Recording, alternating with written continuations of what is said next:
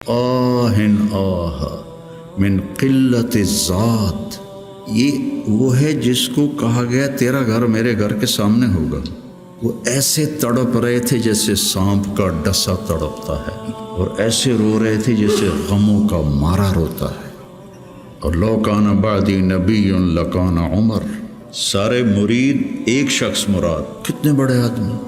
تو موت کی آہٹ محسوس کی تو عبداللہ بن عمر نے گود میں سر رکھا ہوا تھا، کہنے لگے عبداللہ میرا سر زمین پہ ڈال دے۔ انہوں نے سر زمین پہ رکھ دیا تو اپنا چہرہ زمین ایسے رگڑنا شروع کیا، ایسے ویل لک یا عمر ان لم یغفر لک ربک، یہ کہنا شروع کیا، ویل لک یا عمر ان لم یغفر لک ربک، ویل لک یا عمر، ویل لک ولامک یا عمر ان لم یغفر لک ربک۔ یہ کہتے کہتے جان نکل گئی۔ تو حضرت عائشہ روئے جا رہی تھی اور ان کی بڑی چادر آنسوں سے بھیگ چکی تھی، ساری چادر۔ جب وہ آئے تو کہنے لگے اماں جان آپ کیوں رو رہی ہیں؟ آپ کے اور نبی کی ملاقات میں صرف اتنی دیر ہے کہ یہ جان نکلے اور آپ اللہ کے رسول کے پاس پہنچ جائیں۔ کہنے لگے عبداللہ مجھے دھوکہ نہ دے، کاش میری ماں نے مجھے جنا ہی نہ ہوتا۔ اپنی ذات کو نہ بھولو، اپنی ذات کو سامنے رکھو گے تو آپ ترقی کرو گے، اپنی ذات کو بھلا دو گے اور عیب پکڑتے پکڑتے، کمیاں پکڑتے پکڑتے آپ کو اپنا آپ بھول جائے گا۔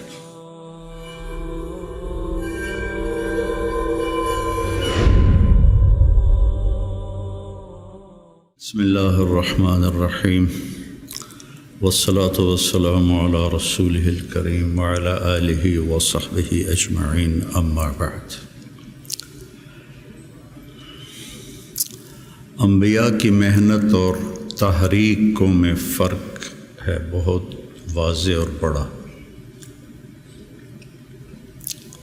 تحریک میں اپنی ذات سے صرف نظر ہوتا ہے اور اوروں کو سامنے رکھ کر نظام بنتا ہے۔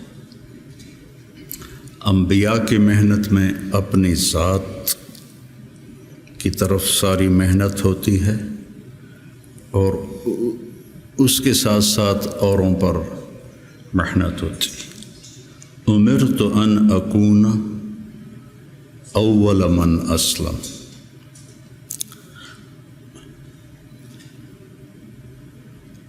وَأُمِرْتُ أَنْ أَعْبُدَ اللَّهَ مُخْلِصًا لَهُ دِينِي، مُخْلِصًا لَهُ دِينِي۔ تو نبیوں کی محنت میں ذات نشانہ ہوتی اور تحریکوں میں دوسرے نشانہ ہوتے۔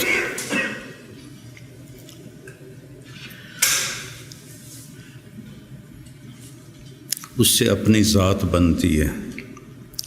آپ لوگ چونکہ پڑھانے کے ساتھ لگے ہوئے ہیں تو آپ کے سامنے فلاں لڑکا یہ کر رہا ہے، فلاں یہ کر رہا ہے، اس کا یہ مسئلہ ہے، اس کا یہ مسئلہ ہے، اس کے لیے کیا کرنا ہے، اس کے لیے کیا کرنا ہے، تو اپنا آپ یاد نہیں رہتا اور معاملہ تو میرے ساتھ ہونا ہے کہ مجھ سے میرے اللہ نے پوچھنا ہے، یا ابن آدم اعطیتک وخولتک وانعمت علیک ارنی ماذا صنعت فیہا۔ یہ تو مجھ سے سوال ہوگا، یہ تو نہیں پوچھا جائے گا مجھ سے کہ حسنین کے لڑکوں کا علم کیسا تھا اور ان کی استعداد کیسی تھی۔ یہ تو براہ راست مجھ سے سوال۔ یجاء بابن آدم، پوری حدیث یاد آ گئی، یجاء بابن آدم یوم القیامت فیوقف بین یدی اللہ تعالی کأنہ بذج۔ بذج کا مطلب جانتے ہیں؟ بکری کا بچہ جو نوزائید ہوتا ہے، پیدا ہوتے ہی وہ کھڑا ہوتا ہے تو اس کی ٹانگیں کانپتی ہیں ایسے ایسے، چونکہ ٹانگوں میں جان نہیں ہوتی، تو پھر وہ ایسے ایسے کانپتا ہے، پھر گر پڑتا ہے۔ یہ تو ہم گاؤں میں رہتے ہیں، ہم نے کئی دفعہ دیکھا۔ پھر کھڑا ہوتا ہے، پھر گر جاتا ہے۔ اس عمر کے بکری کے بچے کو بذج کہتے ہیں، فَكَأَنَّهُ بذج، ایسے ہو رہا ہوگا تو لگائے گا یا ابن آدم آتیتک وخولتک وانعمت علیک ارنی ماذا صنعت فیہا لا تزال قدم عبد حتی یسأل عن اربع ہے نا؟ یہ سب آپ کے متعلق یہ سارا فرمان ہے، اور میرے متعلق یہ سارا فرمان ہے۔ تو میں اگر ناکام ہو گیا تو مجھے کیا فائدہ اس ادارے کا، اس شہرت کا، اس واہ واہ کا، مجھے کیا فائدہ ہو؟ اور میں اگر کامیاب ہو گیا تو میرا کیا نقصان ہے؟ ابو ذر رضی اللہ عنہ کو ایک آدمی نے گالیاں دی، کہنے لگے بیٹا ان امامی عقبۃ قعود، میرے سامنے ایک بڑی زبردست گھاٹی ہے، ان جزتها فلا ابالی بما تقول، اگر میں وہ گھاٹی پار کر گیا تو مجھے تیری گالیوں کی کوئی پرواہ نہیں، ان حویت فیہا فانا احق بما تقول، اور اگر میں اس میں گر گیا تو جو تو کہہ رہا ہے میں اس کا واقعی حقدار ہوں۔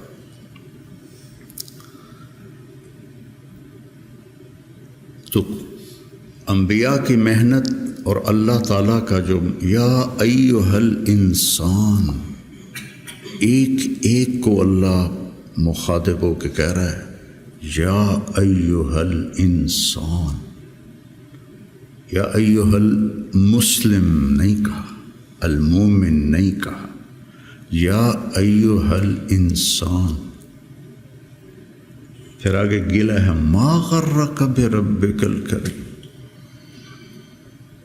وہ میرا بندہ تو اپنے رب سے دو نمبری کر گیا، الذی خلقک فسواک فعدلک سبحان فی ای صورت ما شاء رکبک،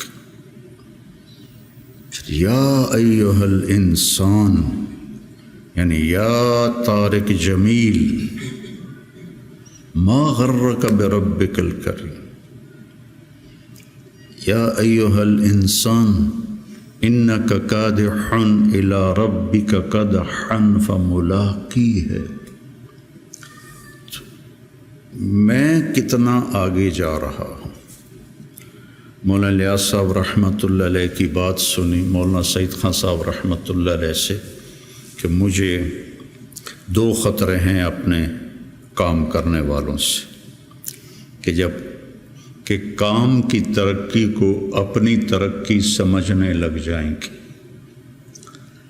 اتنی جماعتیں نکل گئیں، اتنی مسجدوں میں گشت شروع ہو گیا، اتنے سے روزے لگنے لگ گئے، اتنے سال کی جماعتیں نکل گئیں، یہ تو کام کی ترقی ہے، میری ترقی کتنی ہے؟ میرا اللہ سے، میری ترقی کا کیا مطلب ہے کہ میں اللہ سے کتنا جڑا ہوں۔ فَاعْلَمْ أَنَّهُ لَا إِلَٰهَ إِلَّا اللَّهُ، سب سے پہلا علم ہی لا الہ الا اللہ، اور فا کا لفظ آیا ہے، واو نہیں ہے، وَعْلَمْ، فَاعْلَمْ، فا علی الفور کے لیے ہوتی ہے، فا حملتہ فانتبذت فاجاءها المخاض، فا فا فا، سمجھ رہے؟ تمہاری عربی مجھ سے اچھی ہے، میں تو کو ٹوٹ کے یاد ہے۔ فحملتہ فوراً حمل،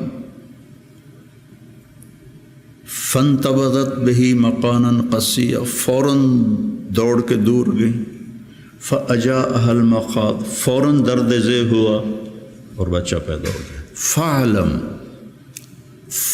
سب سے پہلا، سب سے علی الفور ہے اللہ کو پہچان، اپنے اللہ کو پہچان۔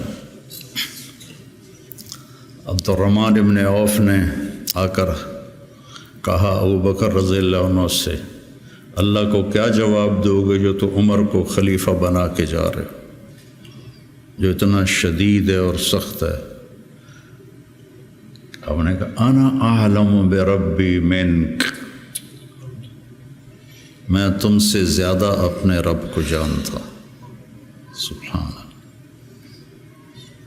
انا اعلم بربی منک۔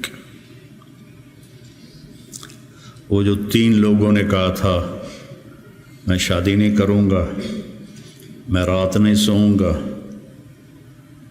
اور میں روزہ نہیں چھوڑوں گا، تو ان سے آپ نے کہا انا اعلم بربی منکم۔ تو میرے عزیزو، علم کی منتہا ہے اللہ۔ یا ابن آدم اطلبنی تجدنی، وعدہ ہے، فإن وجدتنی وجدت كل شيء وإن فتنی فاتک كل شيء وأنا خیر لک من كل شيء۔ پھر بڑے لوگوں سے تعلق بنانا پڑتا ہے اور پہل اپنی طرف سے کرنی پڑتی ہے، اور کبھی خوشامد کرنی ہوتی ہے، کبھی ہدیے دینے ہوتے ہیں، کبھی جھوٹی سچی ان کی تعریفیں کرنی پڑتی ہیں۔ اور یہاں سب سے عظیم، سب سے بڑا پہل کر چکا ہے، عجب بات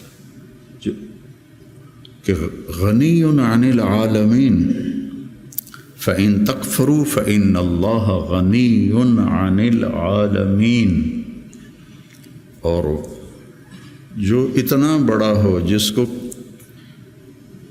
کسی کی بھی ضرورت نہیں، اتقى قلب رجل واحد ما زاد فی ملکی شیئا، افجر قلب رجل ما نقص فی ملکی شیئا، لن تبلغوا ضری فتضرونی ولن تبلغوا نفعی فتنفعونی۔ تو اتنا عظیم ہو کر کہتا ہے یا ابن آدم انی لک محب۔ یا ابن آدم، کافر مسلم سب شریک۔ وَلَقَدْ كَرَّمْنَا بَنِي آدم، انسان بطور انسان اللہ نے عزت والا بنائے۔ انی لک محب فبحقی علیک کن لی محبا۔ اتنی بڑی بات یہ میرے آپ جیسے گندے انسانوں کے لیے۔ یا ابن آدم اذکرک وتنسانی، کیا گلہ ہے، وَأَسْتَتِرُكَ وَلَا تَخْشَى، أَتَحَبَّبُ إِلَيْكَ بِالنِّعَمِ وَتَتَبَغَّضُ إِلَيَّ بِالْمَعَاصِي، شَرُّكَ إِلَيَّ صَاعِدٌ وَخَيْرِي إِلَيْكَ نَازِلٌ، مَعَ ذَلِكَ إِن سَأَلْتَنِي أَعْطَيْتُكَ وَإِنِ اسْتَغْفَرْتَنِي غَفَرْتُ لَكَ۔ اتنا بڑا شہنشاہ، اطت السماء وحق لها ان تئط، آسمان چرچراتا ہے، جیسے کرسی پر کوئی موٹا آدمی بیٹھ جائے تو چوں چوں کی آواز آتی، آسمان چوں چوں کرتا ہے کہ ما فیہا موضع اربعۃ اصابع الا وملک واضع جبہتہ ساجدا للہ۔ اتنی جگہ بھی خالی نہیں ہے، فرشتوں کی پیشانیاں سجدے میں گری پڑی۔ اتنی عظیم ذات ہو کر وہ کہے اذکرک وتنسانی، اور اتنی عظیم ذات ہو کر کہے انی لک محب۔ محبت ہی تو انبیاء بھیجے، محبت ہے تو توبہ کے دروازے کھلے رکھے۔ تو میرے عزیزو، یہ درس و تدریس کی محنت، تصوف کی محنت، تبلیغ کی محنت، یہ اپنے آپ کو بنانا پہلے ہوتا ہے۔ جب 3 چلے میں لگائے 1971 میں، تو ہم ہدایات میں پہلا بول ہوتا تھا، بھائی ہم اپنی اصلاح کے لیے نکلے، ہم سیکھنے کے لیے نکلے۔ یہ اور تاثر پیدا، لفظ تو جادو ہے، ان من البیان لسحرا، جادو الفاظ ہی ہوتے، کوئی وہ تیر تفنگ تو نہیں ہوتا، الفاظ ہوتا۔ تو الفاظ میں تاثیر ہے۔ بھائی ہم سیکھنے کے لیے نکلے، ہم دین سیکھنے کے لیے نکلے، یہ آپ کے اندر تواضع پیدا کرے گا۔ ہم بھیجے گئے ہیں، یہ آپ کے اندر بڑائی پیدا کرے گا۔ بھیجے گئے ہیں، اخریت للناس قرآن میں ہے۔ اور تبلیغ کی برکت سے آج تم سب میں یہاں بیٹھا ہوں، یہ تبلیغ کی برکت۔ شیخ رمضی جیسا تمہیں ہیرا ملا ہے، یہ تبلیغ کی برکت۔ 16 سال کی عمر میں آیا تھا، 3 چلے سے میرے 100 اربوں کی تشکیل کیا کرتا تھا، 83-84 کی بات ہے یہ۔ اس نے 3 چلے لگائے، اور آج اللہ نے اس کو کان مملوکی فاضحا مالکی والا قصہ ہو گیا ہے۔ ان ھذا من اعاجیب الزمن۔ تو میرا اللہ سے کیا رابطہ ہے، اس کے لیے پیمانہ آپ کا اندر ہے، آپ کا دل ہے۔ میں نہیں پہچان سکتا، کوئی اور نہیں پہچان سکتا۔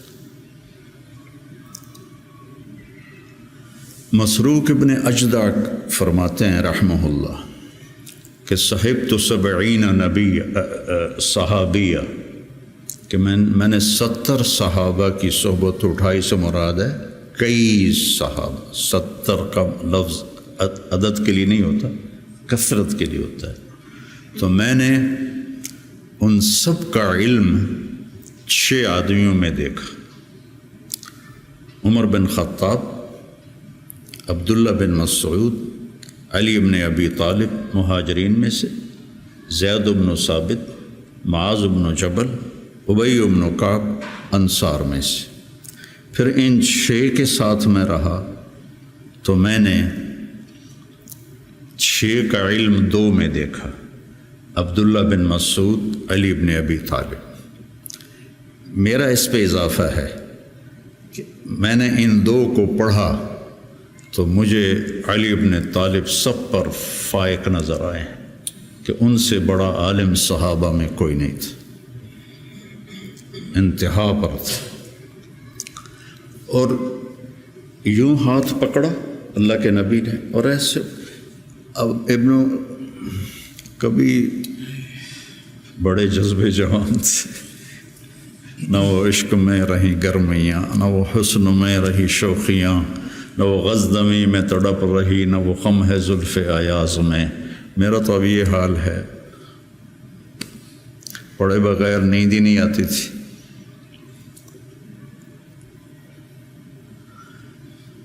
سب سے زیادہ حضرت علی کے فضائل ہیں، سب سے زیادہ مرتبہ وہی ہے جو اہل السنت والجماعت کا ہے، لیکن آپ پڑھیں البدایہ والنہایہ، جب ترجمہ کا لفظ آتے ہیں تو سب سے زیادہ حضرت علی رضی اللہ عنہ کے فضائل ہیں، اور یہ فضیلت ان کی بڑی بلند و بالا ہے۔ ایسے ہاتھ پکڑ کے یہاں لگایا: یا علی اطرضى ان یکون منزلک مقابل منزلی فی الجنہ۔ حضرت فاطمہ کی وجہ سے نا، کتنا بڑا مقام ہے۔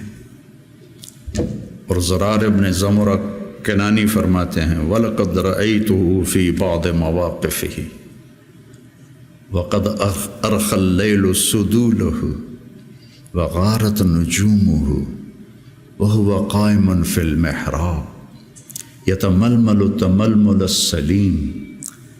سانپ کا ڈسا ہوا تململ السلیم، وہ ایسے تڑپ رہے تھے جیسے سانپ کا ڈسا تڑپتا ہے، وَيَبْكِي بُكَاءَ الْحَزِينِ، اور ایسے رو رہے تھے جیسے غموں کا مارا روتا ہے۔ یہ وہ ہے جس کو کہا گیا تیرا گھر میرے گھر کے سامنے ہوگا۔ وَيَقُولُ لِلدُّنْيَا إِلَيَّ تَغَرَّرْتِ، مجھے دھوکہ دینے آئی ہے، إِلَيَّ تَشَوَّقْتِ، میرے شوق میں آئی ہے، إِلَيَّ تَشَوَّفْتِ، مجھے جھانکیاں ڈالتی ہے، ہیہات ہیہات غرری غیری قد بتتک ثلاث عمرک قصیر ومجلسک حقیر وخطرک یسیر۔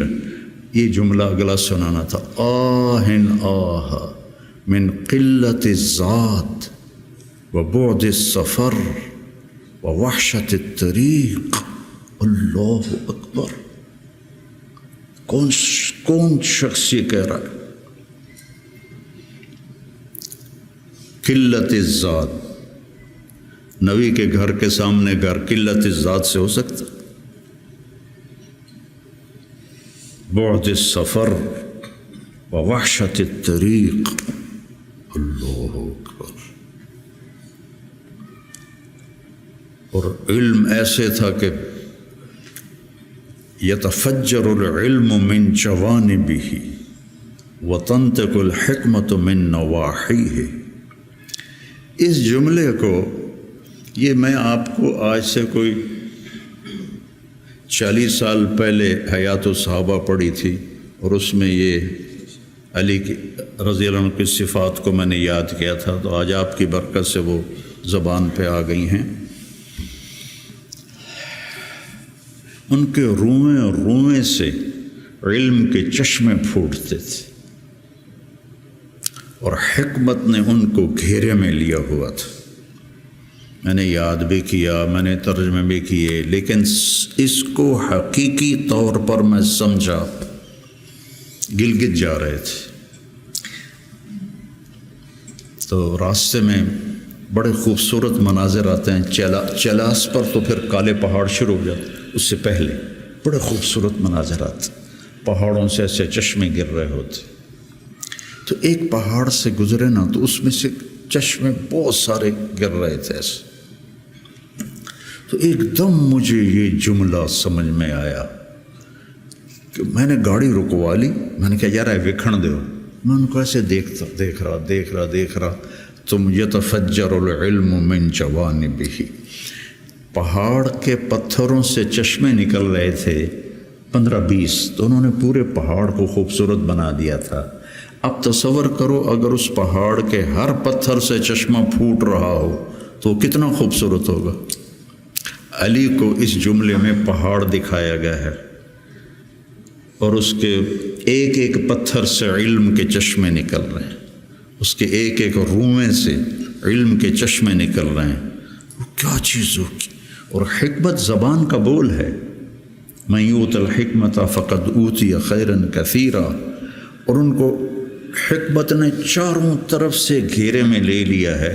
صرف ان کی زبان کا فعل نہیں رہا حکمت، بلکہ پورے وجود نے حکمت کا لباس پہن لیا ہے۔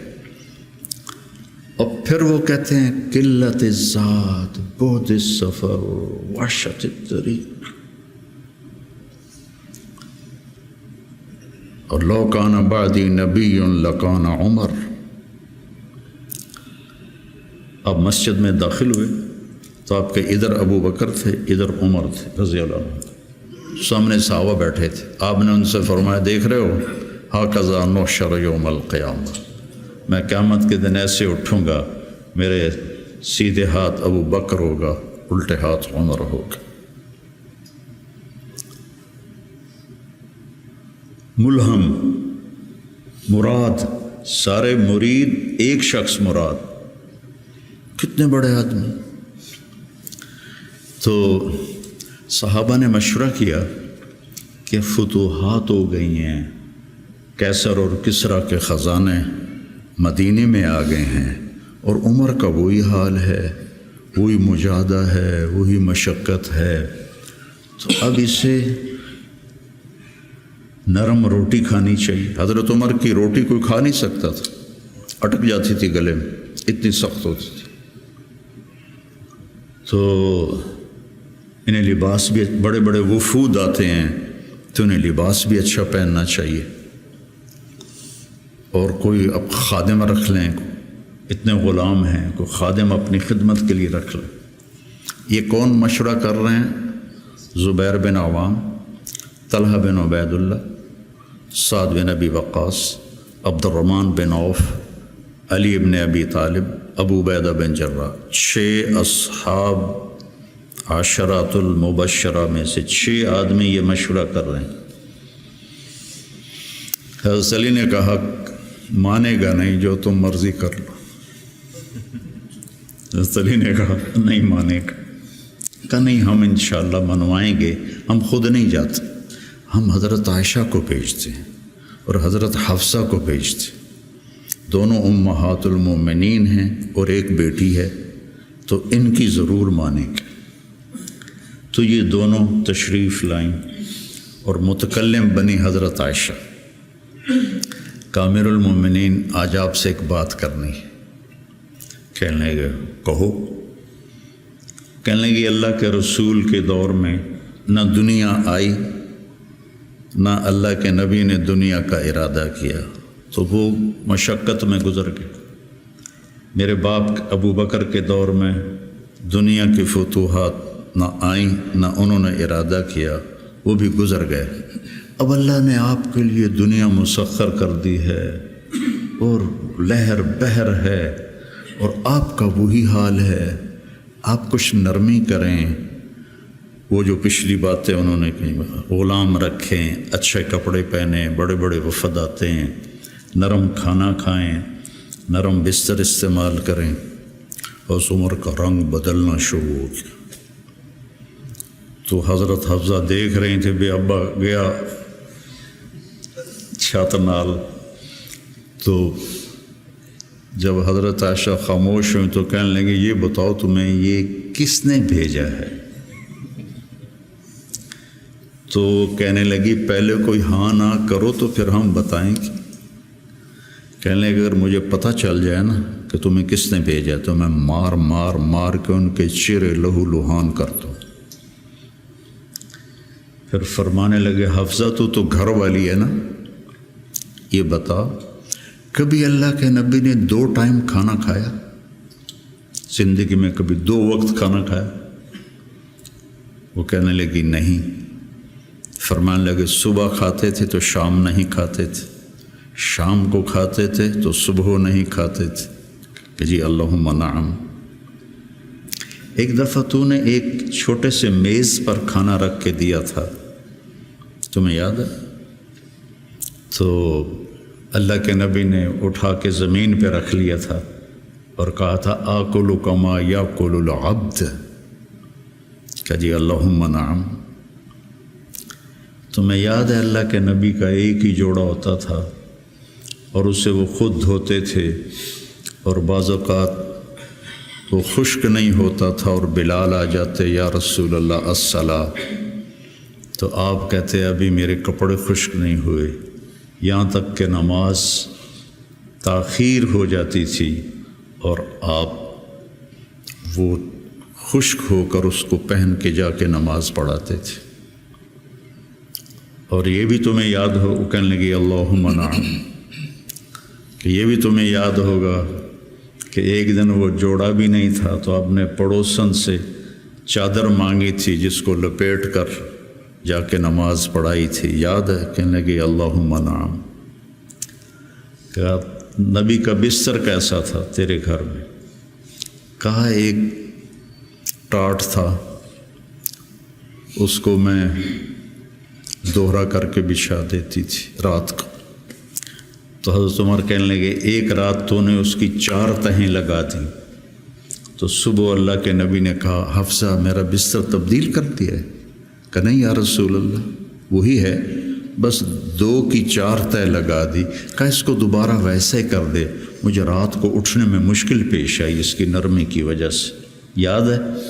کہنے لگی اللہم نعم۔ پھر فرمایا اللہ کے نبی نے کبھی 2 سالن کٹھے کھائے؟ اللہ کے نبی نے کبھی 2 سالن کٹھے کھائے؟ کہنے لگی نہیں، کوئی نہیں کھائے۔ تو حضرت عمر رونے لگے، فرمایا کہ جنہوں نے تمہیں بھیجا ہے نا، انہیں جا کر کہو کہ 3 دوست تھے سفر میں، تو ایک آگے بڑھ گیا اور منزل پر پہنچ گیا، اللہ کے نبی، پھر دوسرا چلا اور وہ منزل پر پہنچ گیا، ابو بکر، اب تیسرا راستے میں ہے، ان کے راستے پر رہے گا تو پہنچے گا ورنہ بھٹک جائے گا۔ والذی نفسی بیدہ، رب کی قسم جس کے قبضے میں میری جان ہے، میں اپنے آپ کو اسی حال پہ رکھوں گا حتی تلحق روحی باللہ، یہاں تک کہ میں اپنے رب کے ساتھ جا کے مل جاؤں۔ جن کو اپنی ذات کی طرف نبی کی محنت متوجہ کرتی، تحریکیں اوروں کی طرف متوجہ کرتی، اور انبیاء کی محنت، یا قوم اعبدوا اللہ ما لکم من الہ غیر، یا قوم انی لکم نذیر مبین ان اعبدوا اللہ واتقوہ واطیعون انی لکم نذیر مبین انی لکم ناصح امین۔ اور جب خنجر لگ گیا اور پتہ چل گیا کہ بچنا ممکن نہیں ہے، تو اپنے بیٹے کو بلایا، عبداللہ بن عمر، فرمانے لگے جاؤ عائشہ کے پاس اور ان سے کہو کہ عمر اپنے ساتھیوں کے ساتھ دفن کی اجازت چاہتا ہے، اور امیر المومنین نہ کہنا، عمر کہنا، چونکہ اب میں امیر المومنین نہیں ہوں۔ اگر وہ اجازت دیں دیں تو مجھے وہاں دفن کر دینا، ورنہ مجھے عام قبرستان میں لے جانا۔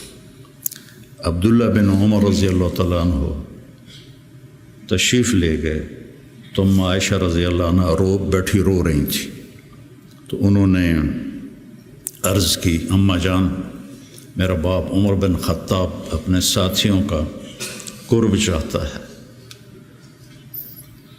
تو حضرت عائشہ رضی اللہ عنہ نے روتے ہوئے کہا، یہ جگہ تو میں نے اپنے لیے رکھی تھی، لیکن اگر عمر طلبگار ہے تو مرحبا بعمر۔ واپس آئے، کہا ابا جان ابشر قد اذنت، اجازت ہو گئی۔ کہا بیٹا ممکن ہے میرے شرم میں کہا ہو، جب میں مر جاؤں پھر دوبارہ میرا جنازہ لے جانا اور باہر رکھ دینا، اور پھر ایک دفعہ دوبارہ پوچھنا، اگر اس وقت اجازت ملے پھر مجھے اندر لے جانا۔ اتنے میں حضرت علی آئے تو بڑے گھبرائے ہوئے تھے، تو حضرت علی نے پوچھا اتخاف من الموت؟ کہا نہیں، الذی بعد الموت، الذی بعد الموت۔ جس ہستی نے 22 لاکھ مربع میل میں اسلام پھیلایا، تو کہنے لگے ڈرو نہیں، میں نے کئی دفعہ سنا کہ اللہ کے نبی نے کہا خرج تو انا و ابو بکر و عمر، دخل تو انا و ابو بکر و عمر، جی تو انا و ابو بکر و عمر، و سیدہ کہول اہل الجنہ ابو بکر و عمر۔ کہ میں نے کئی دفعہ سنا، حضرت حسن بھی ساتھ، تو کہنے لگے قیامت کے دن گواہی دو گے میری؟ کہا میں بھی دوں گا، حسن بھی دے گا، میں بھی دوں گا، حسن بھی دے گا۔ تو حضرت علی چلے گئے، تو موت کی آہٹ محسوس کی، تو عبداللہ بن عمر نے گود میں سر رکھا ہوا تھا، کہنے لگے عبداللہ میرا سر زمین پر ڈال دے۔ انہوں نے پنڈلی پہ رکھ لیا، وَيْحَكَ، سنتے نہیں ہو میں نے کیا کہا، مجھے زمین پہ ڈال دیا۔ انہوں نے سر زمین پہ رکھ دیا تو اپنا چہرہ زمین میں ایسے رگڑنا شروع کیا، ایسے ویل لک یا عمر ان لم یغفر لک ربک، یہ کہنا شروع کیا، ویل لک یا عمر ان لم یغفر لک ربک، ویل لک یا عمر، ویل لک ولامک یا عمر ان لم یغفر لک ربک۔ یہ کہتے کہتے جان نکل گئی اور لوگ اکٹھے ہوئے تو حضرت عبداللہ ابن عباس کہتے ہیں کہ کسی نے میرے کندھے پہ ہاتھ رکھا تو میں نے مڑ کے دیکھا تو علی تھے، رو رہے تھے، کہہ رہے تھے کہ نہیں، بات کی بات، حضرت صہیب رومی نے جنازہ پڑھایا، وصیت کی تھی میرا جنازہ صہیب پڑھائے، ان 6 کو تو ڈال دیا تھا نا شورا میں، تو صہیب نے جنازہ پڑھایا، جنازہ اٹھایا گیا اور آ کر حضرت عائشہ کے دروازے پر رکھا گیا اور عبداللہ بن عمر آگے بڑھے کہ اماں جان میرا باپ حاضر ہے، اندر آنے کی اجازت چاہتے۔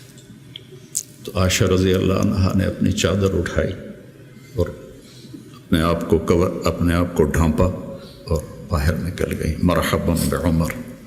تو جب آپ کی تدفین ہو رہی تھی تو عبداللہ بن عباس نے کہا کہ میرے کندھے پر کسی نے ہاتھ مارا، تو میں نے دیکھا تو علی رضی اللہ عنہ رو رہے تھے، کہہ رہے تھے عمر مجھے پتہ تھا تیرے سوا یہاں اور کوئی نہیں آ سکتا، تیرے سوا یہاں اور کوئی نہیں آ سکتا، مجھے پتہ تھا تو یہیں آئے گا۔ علم کا یہ منتہا ہے، اس کو اگر ہم اپنے آپ ذات کو بیچ میں سے نکال دیں گے تو ہم گرنا شروع ہو جائیں گے۔ تجھے کیوں فکر ہے اے گل دلے صد چاک بلبل کی، تو اپنے پیرہن کے چاک تو پہلے رفو کر لے۔ عائشہ رضی اللہ عنہ موت کی سکرات میں تھی تو عبداللہ ابن عباس رضی اللہ عنہ نے آنے کی اجازت چاہی، تو جنگ جمل کے بعد سے بول چال بند تھی، کیونکہ عبداللہ ابن عباس حضرت علی کی طرف سے لڑے تھے باقاعدہ، تو آپ کے پاس عبداللہ بن زبیر اور مسور بن مخرمہ رضی اللہ عنہ بیٹھے ہوئے تھے، تو حضرت عائشہ رضی اللہ عنہ خاموش ہو گئیں، اتنا اثر تھا اس بات کا۔ تو ان کا حبر الامہ ہے اور ابن عم الرسول ہیں، اجازت دے دیں۔ تو حضرت عائشہ روئے جا رہی تھی اور ان کی بڑی چادر آنسوں سے بھیگ چکی تھی، ساری چادر۔ جب وہ آئے تو کہنے لگے اماں جان آپ کیوں رو رہی؟ آپ کے اور نبی کی ملاقات میں صرف اتنی دیر ہے کہ یہ جان نکلے اور آپ اللہ کے رسول کے پاس پہنچ جائیں۔ کہنے لگے عبداللہ مجھے دھوکہ نہ دے، کاش میری ماں نے مجھے جنا ہی نہ ہوتا، مجھے بہلاوا نہ دے، مجھے دھوکہ نہ دے۔ اور اللہ کے نبی نے کہا تھا یا عائشہ انہو لیہون علی الموت ان اریتک زوجتی فی الجنہ، عائشہ مجھے مرنا آسان ہو گیا ہے کہ مجھے پتہ چلا ہے تو جنت میں میری بیوی ہے۔ اور وہ رو رہی تھی۔ تو میرے عزیزو اپنی ذات کو نہ بھولو،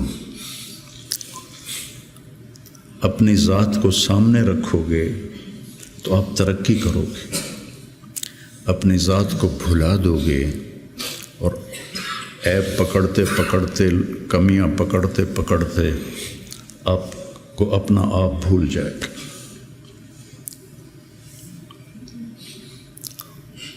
حضرت عمرو بن عاص رضی اللہ تعالیٰ عنہ موت کی کشمکش میں تھے، تو دیوار کی طرف منہ کر کے دھاڑو دھاڑ رو رہے تھے، تو ان کے بیٹے نے کہا اما بشرک رسول اللہ بکذا، اما بشرک رسول اللہ بکذا، اللہ کے رسول نے آپ کو یہ بشارت دی، یہ بشارت دی، تو آنسو خشک کیے اور لوگوں کی طرف متوجہ ہوئے کہ انی قد کنت علی اطباق ثلاث، میرے اوپر 3 دور گزرے ہیں۔ ایک تھا جب میں کافر تھا، اور اگر میں اس وقت مر جاتا تو سیدھا جہنم میں جاتا۔ پھر اللہ نے مجھے ہدایت دی، میں ایمان لایا، اور میں نے ساری زندگی اللہ کے نبی کو آنکھ بھر کے نہیں دیکھا حیا کی وجہ سے۔ اگر مجھ سے پوچھو کہ اللہ کے نبی کا حلیہ کیا ہے تو میں نہیں بتا سکتا کہ میں نے کبھی آنکھ اٹھا کے آپ کو دیکھا ہی نہیں تھا۔ اگر اس وقت میں مر جاتا تو میں جنت میں جاتا۔ اس کے بعد ہم پر دنیا کھل گئی اور ہم نے کیا جو کیا، اب پتہ نہیں آگے میرے ساتھ کیا ہونے والا ہے۔ پھر اسے ہاتھ اٹھائے، اللہم لا بری فاعتذر ولا قوی فانتصر ولا مستنکر بل مستغفر۔ یہ دعا میں روز مانگتا ہوں۔ اللہم لا بری فاعتذر ولا قوی فانتصر ولا مستنکر بل مستغفر، لا الہ الا اللہ، لا الہ الا اللہ، لا الہ الا اللہ کہتے کہتے روح پرواز کر کے۔ تو میرے عزیزو، ہم سب بڑے خوش قسمت ہیں، ہم ایک بہت عالی محنت میں لگے۔ اللہ نے ہم پر کرم کیا ہے، اللہ نے ہم پہ احسان کیا ہے۔ اس میں ترقی کی تو کوئی انتہائی کوئی نہیں۔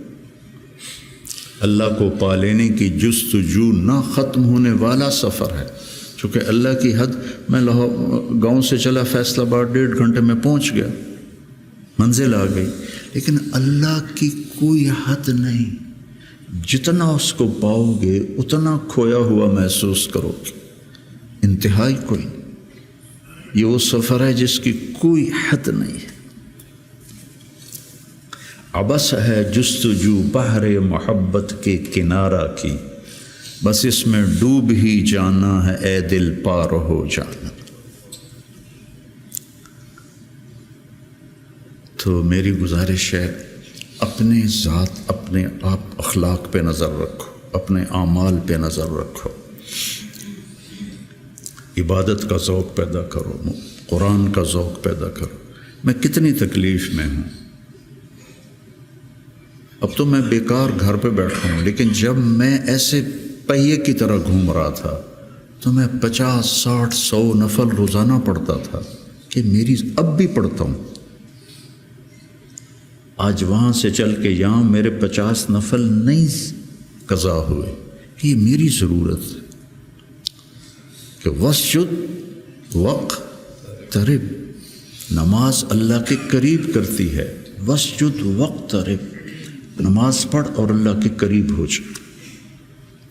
زبان پہ نظر ہو، آنکھوں پہ نظر ہو، کانوں پہ نظر ہو، اور اس میں سارے دین کے کام خیر کے ہیں، لیکن میرے عزیزو، ہم اخریت للناس ہیں۔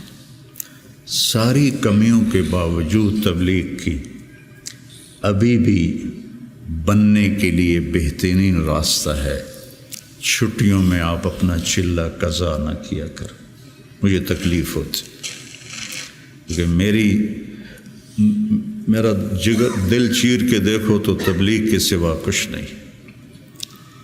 میں عملی طور پر نہیں جا سکتا، لیکن یہاں اس مبارک محنت کے سوا اور کچھ نہیں۔ میں آپ سے بھی یہ چاہتا ہوں، آپ کی کیفیات بچوں کی طرف منتقل ہوں گی۔ جب آپ کے اندر سے تبلیغ کی عظمت نکلے گی تو آگے کیسے منتقل ہوگی؟ کتنے مشائخ آئے، اس طرح عالم میں تبدیلی کوئی نہیں لا سکا۔ کتنے خیر کے کام ہوئے، اس طرح عالم میں تبدیلی کوئی نہیں لا سکا۔ بنو امیہ کے حکام ظالم تھے، لیکن دعوت کی وجہ سے دین تو پھیلتا رہا۔ ولید بن عبد الملک کان جباراً، جو اس کے بارے میں لکھا ہے ابن کثیر نے کان جبار، معمولی باتوں پہ گردنیں اڑا دیتا تھا، سب سے زیادہ اسلام اس کی زندگی میں پھیلا۔ اور یزید بن معاویہ رضی اللہ تعالیٰ، اس کے زمانے میں شمالی افریقہ فتح ہوا ہے۔ عقبہ ابن نافع رضی اللہ تعالیٰ عنہ نے الجزائر کو فتح کیا اور مراکش کو فتح کیا۔ تونس حضرت عثمان کے زمانے میں فتح ہو گیا تھا۔ عبداللہ بن ابی سرح رضی اللہ تعالیٰ عنہ نے تونس کو فتح کیا تھا۔ تو ادھر یزید بیٹھا ہوا ہے، لیکن دعوت میں نکلنے والے تو مخلص تھے۔ تو میں تھا مسجد میں، تو میرے پاس 2 جماعتیں آئیں پٹھانوں کی، پیدل چل رہی سال کی، کہ جی 6 تاریخ کو ہمارا جوڑ ہے، آپ تشریف لائیں۔ میں کہا یار میں تو فیصل آباد جا رہا ہوں، اگلے جوڑ میں آ جاؤں گا۔ کوئی تحریک، کوئی پیر، کوئی بزرگ اپنے مریدوں کو یہاں تک نہیں لا سکا کہ سال کے لیے پیدل چلے جائیں۔ تو آپ میری اولاد ہو، میرا سرمایہ ہو، میں ان عمر کے آخری حصے میں ہوں، آپ لوگ ابتدائی حصے میں ہیں، تو اس مبارک محنت کو اپنی ترجیحات میں رکھو، ترجیحات میں رکھو۔ میں نے کبھی چلہ نہیں قضا کیا تھا، ایک آدھ چلہ میرا بیماری کی وجہ سے قضا ہوا، اور اب 4-5 چلے سر درد اور کچھ اور عوارض لاحق ہو گئے، ورنہ میں جو بھی ہوتا تھا میں چلہ نہیں چھوڑتا تھا کہ میری ضرورت مجھے کرنا ہے۔ عام انسانوں کی طرح زندگی گزارو اور اپنے اللہ کو اپنے سامنے رکھ کے چلو، تو انشاءاللہ اللہ آپ کو ترقی دے گا، اللہ آپ کو بلندیاں دے گا۔ ہماری تو شام ہونے والی ہے، آپ لوگوں کی صغیر ہے، ہمارے لیے صدقہ جاریہ بنو، ہماری قبروں کی ٹھنڈک کا ذریعہ بنو۔ اور میں مدارس ایک خاص مقصد کے تحت میں نے مدارس بنائے، نہ کوئی کمی ہے مدارس کی، علماء کی کوئی کمی ہے؟ ایک اخلاق والی نسل تیار، ایک قرآن سے شغف والی نسل تیار، عربیت ان کا خاصہ ہو، قرآن ہو، سیرت ہو، عربیت ہو، اور اچھے اخلاق ہو، اور تبلیغ کا جذبہ ہو، دنیا میں پھرنے کا جذبہ ہو۔ تو اللہ تعالیٰ ان کو دیکھو، آج میں نے جب شروع کیا تھا تو اتنی تنقید سنی، گالیاں تک، اور اب رائمنڈ میں اعلان ہوتا ہے حسنین کے علماء کی طرح۔ یہ میرے لیے شرف ہے، حسنین کے علماء کی طرح، کتنی بڑی میرے لیے یہ اعلیٰ درجے کی بات آپ سب کے لیے۔ تو اس لیے بچوں اپنے آپ کو دیکھتے ہوئے چلو، چھٹیوں کا چلہ قضا نہ کرو۔ مولانا احسان صاحب ایک دفعہ چھٹیوں میں چلے گئے ساؤتھ افریقہ، وہاں شیخ اب مولانا زکریا صاحب وہاں گئے ہوئے تھے، تو انہوں نے چھٹیاں ان کے پاس گزاری، واپس آ کے چلہ لگایا، واپس آ کے چلہ لگایا۔ میں رائمنڈ میں اس وقت پڑھتا تھا، انہوں نے اس کو کافی نہیں سمجھا۔ تو اپنے بننے کے اسباب میں سستی نہ کرو، ٹھیک ہے نا؟